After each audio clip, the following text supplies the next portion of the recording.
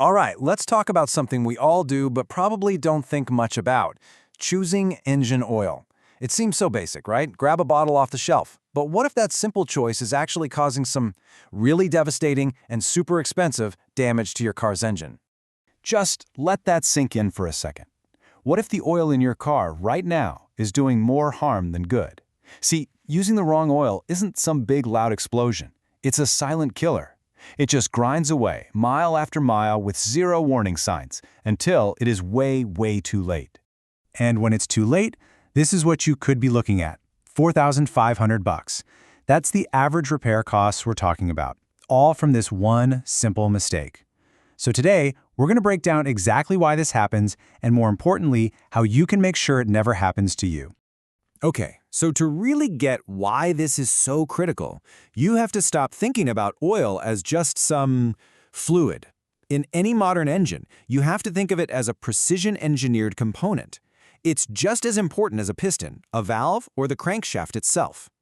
I mean, just think about the scale we're dealing with here. The tiny gap between your engine's fastest moving parts. It's often thinner than a single human hair. The only thing, literally, the only thing stopping those parts from violently smashing into each other thousands of times a minute is this paper-thin film of oil. That's it. That's your entire margin of safety. And check this out. This is what happens when that tiny safety margin disappears. This isn't just a guess. This is hard data from looking at huge fleets of vehicles. Using the wrong oil spec doesn't just add a little wear and tear, it speeds it up by 70%, and it can literally chop 150,000 miles off your engine's lifespan. So, this all leads to what I like to call the Goldilocks problem. It's not about finding an oil that's good, it's about finding the one that is engineered to be just right. Because, as you're about to see, both too thick and too thin are a recipe for total disaster. And the magic word here is viscosity. It's just a fancy term for how thick a fluid is, or its resistance to flow. This is the perfect way to think about it. On one end, you've got water, which flows super easily. On the other hand, you've got honey, which is slow and thick. Well, your engine was engineered to run on a very, very specific viscosity somewhere in between.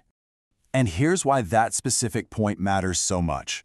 If the oil's too thin, like water, that protective film just breaks down under heat and pressure. You get metal grinding on metal. But if the oil is too thick, like honey, it can't flow fast enough to get where it needs to go, especially when you first start the car. It literally starves critical parts of lubrication right when they're most vulnerable. Either way you go, you're heading for some serious trouble. Okay, this brings us to what is easily the most common and frankly the most destructive myth about engine oil. It is time to finally bust this idea that thicker oil is somehow better or safer for your engine. Come on, we've all heard this, right? Maybe from your dad or an old school mechanic, you know. The logic is that a thicker, heavier oil gives you a better cushion between moving parts. It kind of sounds like it makes sense, doesn't it? Well, for any modern engine, that advice is completely 100% false. In fact, following that advice is one of the fastest ways to destroy a new engine. So why is that? Well, modern engines are built with insanely tight tolerances. The tiny little passages that oil has to flow through, think of them like the engine's arteries, are often less than a millimeter wide. Thick, honey-like oil is just too slow to get through those channels, especially on a cold start. Even worse, it messes with really sophisticated systems like variable valve timing, or VVT. That system uses precise oil pressure to help the engine breathe efficiently. When you use the wrong oil, you're basically clogging those arteries, which leads to check engine lights, bad performance, and can even destroy your timing chain. Now, if you really want to see the kind of damage we're talking about, let's put the wrong oil up against its ultimate test, the modern turbocharger. This is where a tiny mistake with oil viscosity doesn't just cause wear, it causes total, catastrophic failure. 250,000. That's how many revolutions per minute a turbocharger shaft can spend.